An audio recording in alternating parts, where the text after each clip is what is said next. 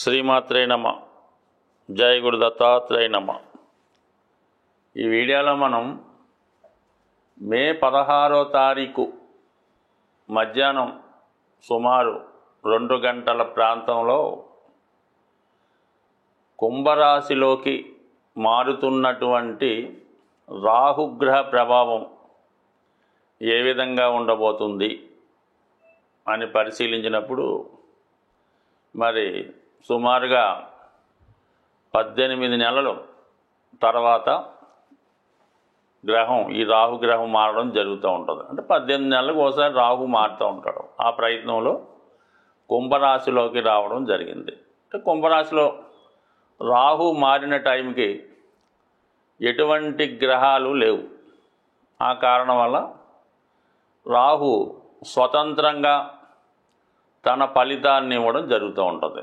అలాగే కుంభరాశి కూడా మరి రాహుకి స్వక్షేత్రం అవటం వల్ల స్వక్షేత్రంలో చేరినటువంటి రాహువు చాలా వరకు మరి స్వతంత్ర ఫలితాలు ఇవ్వడం జరుగుతూ ఉంటుంది. అయితే అప్పటికే మిథున రాశిలో చేరి ఉన్నటువంటి గురువు భాగ్య దృష్టితో రాహుని చూడడం జరుగుతూ ఉంది.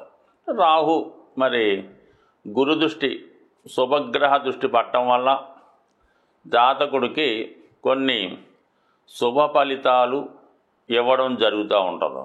అంటే గురువు ఫలితాలు కూడా కొంతవరకు రాహు ఇచ్చే ఫలితాల్లో కలిపి ఇవ్వడం జరుగుతూ ఉంటుంది.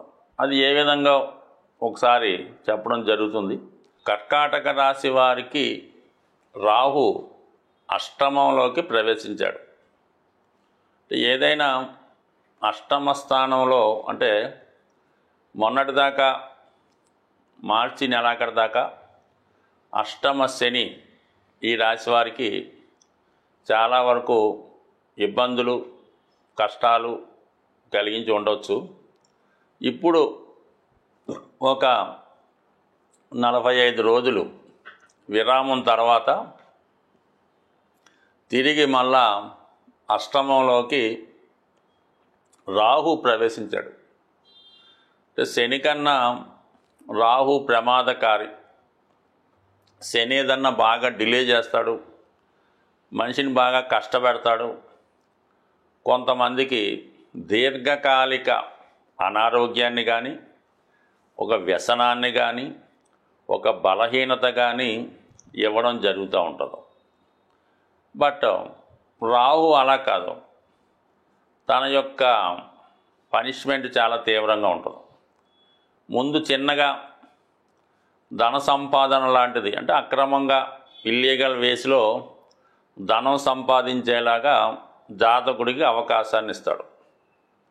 సో అది నెమ్మదిగా వేలతో ప్రారంభమై లక్షలతో ప్రారంభమై కోట్ల వరకు సంపాదన పెరుగుతుంది.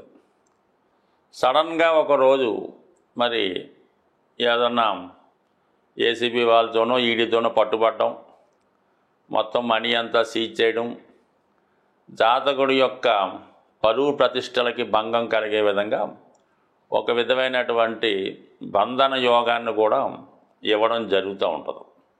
ఎవరి స్థాయి వాళ్ళకి ఉంటుంది. ఈ మధ్యకాలంలో ఈ కర్కాటక రాశి లేదా కర్కాటక లగ్నం వారు మరి అష్టమ శని ఉండగా ఈ విధంగానే కొంతమంది బెట్టింగ్ యాప్లై ప్రోత్సహించి చాలా ధనాన్ని సంపాదించడం జరిగింది. తర్వాత వాళ్ళ పరిస్థితి ఇప్పుడు మీకు అర్థమై ఉంటుంది. బట్ ఏదైనా కర్కాటక రాశి వారికి ఏంటంటే ధనం సంపాదించే విషయంలో చాలా నిజాయితీగా సంపాదించడం మంచిది తప్ప ఏమాత్రం అక్రమార్జన ఉన్నా అది చివరిలో ఇబ్బంది పెట్టడం జరుగుతూ ఉంటుంది. అయితే ఇదే సందర్భంలో రాహు ఒక టెక్నికల్ నాలెడ్జ్కి కారణమవుతుంటాడు. అష్టమం కూడా పరిశోధన జ్ఞానాన్ని ఇవ్వడం జరుగుతూ ఉంటుంది. నిగూఢంగా ఎవరికి అంతుపట్టని విద్యలకి, అటు తాంత్రిక విద్యలకి, అటు టెక్నికల్ విద్యకి, అటు మాయాజాలానికి ఇంద్రజాలానికి కూడా రాహు కారణం అవుతుంటాడు. కాబట్టి సో ఎవరైనా సరే నిగూఢంగా వారిలో ఉన్నటువంటి టెక్నాలజీని పెంచుకునే ప్రయత్నంలో చాలా వరకు వారికి సహకరిస్తుంది. అలాగే మీరు నేర్చుకున్న విద్యకి తొందరగా మంచి నేము, గుర్తింపు కూడా రావడం జరుగుతూ ఉంటుంది. అది సినిమా రంగం వారికి చాలా వరకు ఈ కర్కాటక రాశిలోనే చంద్రుడు అధిపతి కాబట్టి, చంద్రుడే హీరో సినిమాలో, అంటే హీరోయిన్స్ కూడా కాబట్టి, మీరు ఏదైనా మీకు మంచి టాలెంట్ ఉంటే దాన్ని ఉపయోగించి ఏదైనా ఒక సినిమాని కానీ ఒక షార్ట్ ఫిలిం కానీ తీయడం వల్ల చాలా గొప్ప పేరు రావడం జరుగుతుంది. ఒక మంచి పేరు రావాలన్నా ఒక చెడ్డ పేరు రావాలన్నా రాహువే కారణం అవుతుంటాడు. ఏదైనా మనిషిని ఆకాశంలోకి తీసుకెళ్ళి అక్కడ నుంచి కింద పడేయడానికి కూడా రాహుకే సాధ్యమవుతుంటుంది. కాబట్టి ఇప్పుడు ఉన్నటువంటి ఈ అవకాశాన్ని మీరు చాలా వరకు మీ యొక్క నాలెడ్జ్, మీలో ఉన్నటువంటి టాలెంట్ని ఉపయోగించుకుంటే కంపల్సరీగా ఎలా ఉంటుందంటే, రాహు ఒకసారి ఇచ్చాడంటే అంటే అది అక్రమం అయితే అవదు. మీరు ఏదో ఒక సినిమాలో లేదంటే ఒక వర్క్ చేయడానికి మీరు ఒక 10 లక్షలు గతంలో డిమాండ్ చేసేవాడు అనుకుందాం. ఇప్పుడు 1 crore డిమాండ్ చేయండి, తప్పులేదు, అది నిజాయితీగా ఉంటుంది. దానికి తగ్గట్టుగా మీద ఇన్కమ్ ట్యాక్స్, GST కట్టేస్తే కంపల్సరీగా అది మీకు చాలా బాగా ఉండే అవకాశం ఉన్నది. బట్ ఏదైనా రాహు ఈ కర్కాటక రాశి వారికి మీరు ఎంత నిజాయితీగా, ఎంత స్వార్థం లేకుండా నిజాయితీగా, అక్రమ సంపాదన కాకుండా నిజాయితీగా ఉంటే అంత పైకి తీసుకెళ్ళడం జరుగుతుంటుంది. అయితే చిన్న పొరపాటుకి పెద్ద పనిష్మెంట్ రావడం జరుగుతుంది. మీరు రహస్యంగా దాచాలనుకున్న విషయాలు బయటపడి, అంటే ఇప్పుడే కాదు, ఎప్పుడో గత 15 సంవత్సరాల క్రితం జరిగినవి కూడా ఇప్పుడు వెలుగులోకి వచ్చి ఇప్పుడే జరిగినట్టు పెద్ద ప్రచారం చేసి అన్పాపులర్ చేయడానికి కూడా రాహువే కారణం అవుతూ ఉంటాడు. బట్ ఏదైనా మీ పైన పబ్లిక్ యొక్క దృష్టి ఉంటుంది కాబట్టి ఏదైనా చేసే ముందు 1-2 సార్లు ఆలోచించి జాగ్రత్తగా నిర్ణయం తీసుకుంటే మంచిది. మరి ప్రస్తుతం రాహు యొక్క కారకత్వాలు, రాహు ఏంటంటే మరి తల యొక్క భాగం, సరే కేతువు మొండం కాబట్టి రాహు ఆకాశం నుంచి అంటే పైనుంచి కింద ఉన్నటువంటి ప్రపంచాన్ని చూడడం జరుగుతుంటుంది. అంటే మానవాళ్ళని, ఇక్కడ ఉన్నటువంటి పరిస్థితులు, ఇక్కడ ఉన్నటువంటి లగ్జరీసు, భోగాలు, వైభోగాలు అన్నీ చూస్తూ ఉంటాడు. అన్నీ తనకు కావాలని కోరుకున్నటువంటి గ్రహం రాహుగ్రహం. అత్యంత ఆశ కలిగినటువంటి గ్రహం, అలాగే అత్యంత శుభగ్రహం కూడా చెప్పొచ్చు కొన్ని సందర్భాల్లో.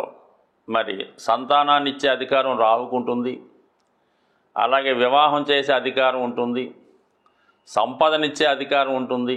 బట్ కానీ ఏదైనా తను ఇచ్చే దాంట్లో కొద్దిగా అవినీతి, అక్రమం ఉంటుందన్నమాట. ఏది కూడా చట్టానికి లోబడి ఇవ్వడం జరగదు. అంటే అర్హత లేని వాడికి విశేషంగా ధనం ఇస్తూ ఉంటాడు. అలాగే ధనం సంపాదించే విషయంలో ఎటువంటి న్యాయ విచక్షణ లేకుండా ధనం సంపాదించడం జరుగుతూ ఉంటుంది. ఈ మధ్యకాలంలో సాధారణ వ్యక్తులు కూడా కోట్లాది రూపాయలు సంపాదించడం, చిన్న చిన్న ఉద్యోగులు కూడా కోట్లాది రూపాయలు వెనకేసుకోవడానికి కూడా రాహుగ్రహమే కారణం అవుతూ ఉంటుంది. అయితే రాహు జాతకంలో ఏ గ్రహంతో కలిస్తే ఏ భావంలో ఉంటే ఆ భావ ఫలితాలు ఇవ్వడం జరుగుతూ ఉంటుంది. రాహు శుక్రగ్రహంతో కలిసినప్పుడు జాతకుడు విశేషమైనటువంటి శృంగార జీవితాన్ని, భోగాల్ని, వైభోగాల్ని, అలాగే ఖరీదైన జీవితాన్ని అనుభవిస్తూ ఉంటాడు. అలాగే ఖరీదైనటువంటి అలవాట్లు కూడా ఉంటాయి. అదే బుధగ్రహం ఉన్నప్పుడు విశేషంగా వ్యాపారంలో కోట్లు ఆర్జిస్తూ ఉంటారు. అంటే అక్రమం ద్వారా ఫేక్ నోట్లు అవ్వచ్చు, లేదంటే ఫేక్ డాక్యుమెంట్స్ అవ్వచ్చు, లేనిది ఉన్నట్టు సృష్టించవచ్చు, అకౌంట్లు తారుమారు చేయొచ్చు. ఈ విధంగా కృత్రిమమైనటువంటి సంపద సృష్టించడం జరుగుతూ ఉంటుంది. సోకాల్డ్గా అందరికీ తెలుసు, గురువుతో కలిసినప్పుడు ఏర్పడే గురుచండాల యోగం, ఇది ఎక్కువగా విద్యార్థుల మీద ప్రభావం చూపుతూ ఉంటుంది. సులువుగా కొన్ని క్వశ్చన్లు రాసి పాస్ అయిపోవడం, అలాగే బ్యాక్ డోర్ ద్వారా ఈ పరీక్షా కేంద్రాల్లో వాళ్ళకి వీళ్ళకి మేనేజ్ చేసి పాస్ అయిపోవడం ఇలా కూడా జరుగుతూ ఉంటుంది. గురువుల్ని ఇబ్బంది పెట్టడం కూడా, అంటే అనేక గంటలు చెప్పచ్చు ఈ విషయం గురించి, బట్ సింపుల్గా చెప్పాలంటే ఇది. అయితే రాహువు శని కలిసినప్పుడు మాత్రం చాలా గొప్ప పెద్ద పెద్ద సంస్థల్లో పారిశ్రామిక రంగంలో ఉపాధి కల్పిస్తూ ఉంటాడు. ఇప్పుడున్నటువంటి సాఫ్ట్వేర్ రంగం అయితేనే, సినిమా రంగంలో అభివృద్ధికి ఈ శని రాహులే కారణమవుతూ ఉంటాడు. ఎవరి జాతకంలో అయినా శని రాహులు కలిసి ఉంటే వారి జీవితంలో చిన్న స్థాయి నుంచి అత్యున్నత స్థాయికి వెళ్ళే అవకాశాలు రావడం జరుగుతూ ఉంటుంది. అది కష్టపడి సంపాదించడం జరుగుతూ ఉంటుంది. ఇది గొప్ప యోగం మాట. చాలా వరకు ఇది జాతకంలో ఉండాలని కోరుకోవాలి. అలాగే ఏంటంటే శుక్ర రాహులు ఉండడం కూడా ఎలాగైతేనే జీవితంలో చక్కగా అనుభవిస్తారు. ఇంకా అందరికీ తెలుసు, రవి చంద్రులతో రాహు ఉన్నప్పుడు అది ఒక గ్రహణ యోగంగా ఏర్పడి జాతకుడి యొక్క మంచితనాన్ని మరుగున పెడుతుంది. పిల్లల వాళ్ళని ఇబ్బంది పడుతుంటారు. బట్ ఏదైనప్పుడు కూడా ఏ గ్రహం ఫలితం ఇచ్చినా ఇవ్వకపోయినా రాహు మాత్రం కంపల్సరీగా ఫలితం ఇవ్వడం జరుగుతుంది. ఇప్పుడు వచ్చినటువంటి ఈ గ్రహస్థితి ఇంచుమించుగా గ్రహాలన్నీ కూడా రాహు కేతువుల మధ్య ఏర్పడి ఒక విధమైనటువంటి కాలసర్ప దోషం లాంటి దోషం ఏర్పడింది. అయితే చంద్రగ్రహం బయట ఉండడం జరిగింది. మళ్ళా కొన్ని రోజుల్లో చంద్రుడు కూడా ఈ గ్రూపులో చేరడం జరుగుతుంటుంది. కాబట్టి మరి ఈ సమయంలో జన్మించిన వారి మీద కూడా ఈ గ్రహ ప్రభావం, ఈ రాహుకేతు ప్రభావం ఎక్కువగా ఉంటుంది. కాబట్టి సో ఏదైనా ఈ రాహుకేతువులు ఎంత శుభాన్ని ఇస్తాయో అంత ఇబ్బందిని కూడా పెడుతుంటాయి. అది జాతకుడు తనను తాను ఉపయోగించుకొని గ్రహాల్ని ఏ విధంగా సంతృప్తిపరచాలో, ఏ విధంగా నడిస్తే శుభ ఫలితాలు ఇస్తే తెలుసుకొని గ్రహాలకు అనుగుణంగా జాతకుడు నడిచినప్పుడు మరి గొప్ప ఉన్నత స్థాయికి జాతకులు వెళ్ళడం జరుగుతూ ఉంటుంది. గ్రహాల యొక్క స్థితి మనకి అనుకూలంగా లేనప్పుడు ఆ గ్రహాలకి పరిహారం చేసుకోవడం వల్ల ఆ గ్రహాల మంచి ఫలితాలు మాత్రం మనం పొంది చెడు ఫలితాలని దూరం చేసే విధంగా జరుగుతూ ఉంటాయి. ఏదైనా ఒక గ్రహానికి మనం పరిహారం చేసుకోవాలంటే ఆ గ్రహం మీద శుభగ్రహ దృష్టి ఉంటే ఆ గ్రహం మనకి ప్రసన్నం అవడం జరుగుతూ ఉంటుంది. అదృష్టవశాత్తు రాహుగ్రహం మీద గురువు యొక్క దృష్టి ఉండడం వల్ల కంపల్సరిగా మీరు రాహుగ్రహానికి చేసే పరిహారాలు మీకు మంచి ఫలితాన్ని ఇవ్వడం జరుగుతూ ఉంటాయి. ది బెస్ట్ రెమెడీ రాహుకి ఏంటంటే ముందు మీకుగా మీరు మీ యొక్క ఖర్చులు, మీరు వాడే వస్తు వాహనాలు ఒక్కసారి పరిశీలించండి. అవి మన స్థాయికి మించి ఉంటే వాటిని తగ్గించే ప్రయత్నం చేయండి. నెంబర్ 1 అంటే మనం కారు,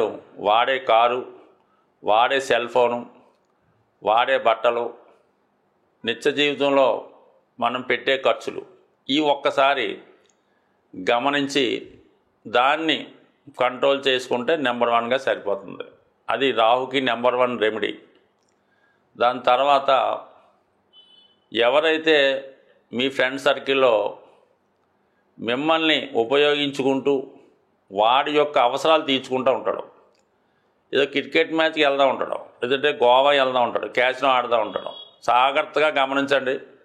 అటువంటి వాడిని ముందు దూరం పెట్టే ప్రయత్నం చేయండి. మీకు అవకాశం ఉంటే వాడిని మార్చే ప్రయత్నం చేయండి. అంటే మీరు మంచి దారిలోకి వాడిని తెచ్చుకొని వాడిని ఆ వ్యసనాల నుంచి బయటపడితే దాన్ని బట్టి మీరు కూడా, అంటే ఎంత మనం మానేద్దామన్నా ఏదో ఒక బలహీన క్షణంలో వాడు ఏదో గోవా వెళ్తూ ఉంటాడు, కంపల్సరీగా వెళ్ళడం జరుగుతూ ఉంటుంది. అందువల్ల ఈ 2 ముందు తగ్గించుకోండి. దాని తర్వాత మెయిన్గా రాహుగ్రహానికి అమ్మవారు, అంటే దశ మహావిద్యలు, ప్రత్యంగర, చాలా అనేక రకాలు ఉంటాయి. బట్ కానీ అందరికీ అనుకూలమైనది కనకదుర్గ అమ్మవారు. ఆ అమ్మవారికి మీరు ప్రతి శుక్రవారం విధి విధానంగా దర్శించుకొని అవసరమైతే అమ్మవారికి ఒక నిమ్మకాయల దండ, కుంకుమర్చన, రాహుకాల దీపం, అంటే మంగళవారం కానీ శుక్రవారం కానీ ఇంపార్టెంట్ అన్నమాట. మంగళవారం అయితే 3 to 4:30, శుక్రవారం అయితే 10:30, 12 ఈ టైంలో రాహుకాల దీపం వెలిగించడం. మరి మగవారైతే రాహుకాలంలో ముఖ్యమైన కార్యక్రమాలు ప్రారంభించుకోకూడదు. అది కొంచెం జాగ్రత్తగా గమనిస్తే సరిపోతుంది. అలాగే ఎక్కువగా ఏదైనా మరి ఈ వాయుతత్వ రాశిలో రాహు ప్రవేశించాడు కాబట్టి విధి విధానంగా మీరు అమ్మవారికి హోమం చేయడం ద్వారా కానీ హోమంలో పాల్గొనడం వల్ల కానీ కంపల్సరీగా రాహు ప్రసన్నం అవడం జరుగుతుంది. అంటే గురు దృష్టి కూడా ఉంది కాబట్టి గురువు యొక్క స్ట్రెంత్ను కూడా పెంచుకోవచ్చు. గురువు బలాన్ని పెంచుకోవాలంటే ఏకైక మార్గం ఏంటంటే దక్షిణామూర్తి, దత్తాత్రేయుడు, మీకు విద్య నేర్పిన గురువు. ఇవన్నీ మన వల్ల కాదంటే చక్కగా గోశాలకు వెళ్ళడం, మీ యొక్క బరువు ఎంత ఉందో అక్కడ చూపించుకోవడం, ఆ బరువు తగ్గట్టుగా ఆవులు తినే ఏదైనా బెల్లం కానీ శనగలు కానీ నవధాన్యాలు కానీ గడ్డి కానీ ఆ గోశాలలో డొనేట్ చేయడం వల్ల మళ్ళీ మీరు కొత్తగా జన్మ ఎత్తితే ఏ విధంగా ఉంటుందో అంత బలమైనటువంటి ఫలితాన్ని మీరు తులాభారం ద్వారా గోశాలలో డొనేట్ చేయడం వల్ల కంప్లీట్గా మీ జీవితం మారుతుంది. అది రాహుకే కాదు, మీరు ఎటువంటి దీర్ఘకాలిక అనారోగ్య సమస్యలతో బాధపడుతున్నా లేదా ప్రాబ్లమ్స్ ఉన్నా విభేదాలు ఉన్నా వివాహం జరగకపోయినా మరి ఆ గ్రహం ఏదో చూసి ఆ గ్రహానికి సంబంధించిన వస్తువు తులాభారంగా గోశాలలో ఇవ్వడం వల్ల అతి శీఘ్రంగా మీకు ఫలితం వచ్చే అవకాశం ఉంది. స్వస్తి.